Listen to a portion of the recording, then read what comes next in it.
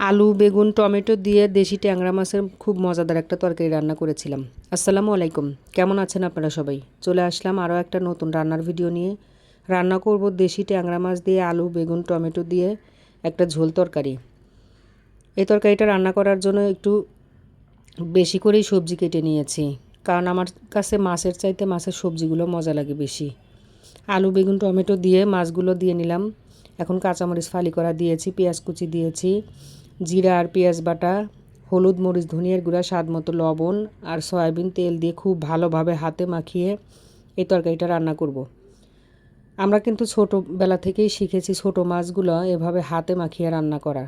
অনেক আপুকেই দেখি, কিংবা অনলাইনে বাস্তবেও আমি দেখেছি, অফলাইনেও দেখেছি যে ছোটো ছোটো মাছগুলো ভেজে ভেজে কষিয়ে তরকারি রান্না করে। কিন্তু আমরা আমাদের বাড়িতে এভাবেই ছোটোবেলা খেয়েছি হাতে মাখিয়ে ছোটো মাছের তরকারি। ট্যাংরা মাছটা বরাবরই আমরা হাতে মাখিয়ে রান্না করি।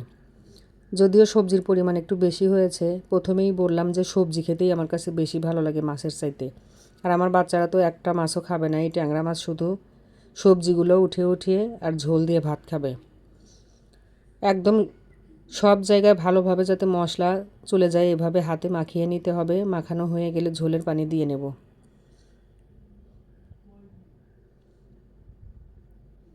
অনেক বেশি ঝোল রাখবো না, তারপরেও ঝোল একটু বেশি করেই দিলাম, যাতে অনেকটা সময় নিয়ে ভালোভাবে সিদ্ধ করে রান্না করা যায়। এখন ঢেকে দিয়ে রান্নাটা করে নিচ্ছি। আর এই তরকারিতে আমি অবশ্যই ধনিয়া পাতা ব্যবহার করব। ছোটো মাছ মাখিয়ে হাতে মাখিয়ে রান্না করলে সেই তরকারিতে শেষে গিয়ে একটু ধনিয়া পাতা দিলে অন্যরকম একটা ফ্লেভার আসে, একদম মনে হয় শীতের তরকারি খাচ্ছি। মাঝখানে একটু ঢাকনা উঠে নেড়ে দিচ্ছি। সব সবজিগুলোই চিকন চিকন করে কাটা আছে, তাড়াতাড়ি সিদ্ধ হয়ে যাবে। অনেকটা তরকারি রান্না করেছিলাম, কারণ এভাবে তরকারি রান্না করলে সেই তরকারিটা আমার বাসায় অনেক পছন্দ সবাই করে। এটার খেয়ে কেউ বিরক্ত হবে না এত বেশি রান্না করলেও। শেষের দিকে দিয়ে নিলাম ধনিয়া পাতা। ধনিয়া পাতা দেওয়া হয়ে গেলে আবারও কিছুক্ষণ রান্না করব ঢেকে দিয়ে, ঝোলটা আর একটু কমানোর জন্য।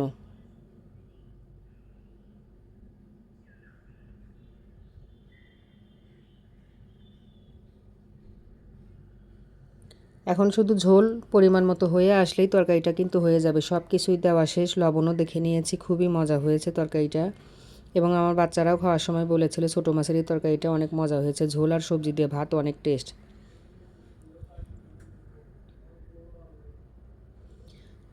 আমার রান্না কিন্তু একদম কমপ্লিট। এখন শুধু একটা বাটিতে এটা সার্ভ করে নিলেই খুব মজাদার একটা ছোটো মাছের হাতে মাখানো তরকারি রেডি হয়ে গেছে। ভিডিওটা এই পর্যন্তই। আল্লাহ হাফেজ।